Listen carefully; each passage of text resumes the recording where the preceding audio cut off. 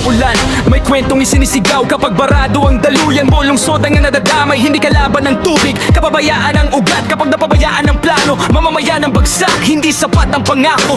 Sa bawat kampanya, kung sa unang pagbaha nalunod ang pag-asa, ang pondo ay dapat makarating sa tamang layunin. Hindi sa papel lang, kundi sa proyektong titingnan at gagamitin. Kapag may pananagutan, may tiwala ring nabubuo. Kapag may katapatan, mas matibay ang pundasyon.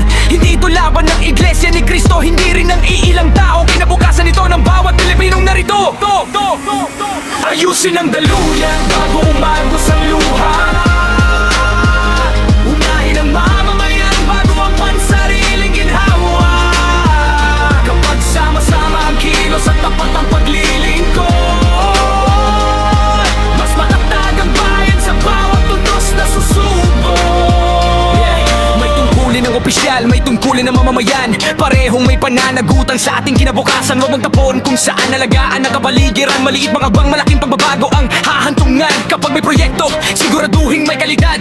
Hindi pansamantala kundi para sa susunod na henerasyon agad. Hindi tayo naghahanap ng sisihin sa bawat trahedya. Naghahanap tayo ng solusyon para hindi na maulit pa. Kapag malinis ang ilog, may pag-asa nga agos. Kapag tapat ang serbisyo, mas panatag ang bukas. Kapag nagkaisa ang lahat, walang unos na permanente. Dahil ang pagbabago'y nagsisimula sa bawat responsable kamay.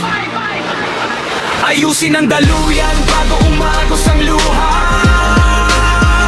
Unahin ang mamamayan bago ang pansariling ginhawa.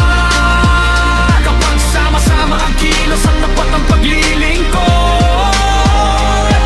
mas matatag ang bayan sa bawat tunos na susubok. Hindi tayo susuko sa hamon ng panahon. Magkakapit-bisig para sa iisang layunin ngayon. Bawat tagbang, bawat gawa may ambag sa pagbabago sa bayan na ligtas, matatag at may pag-asang totoo. Ayusin ang daluyan bago umagos ang luha.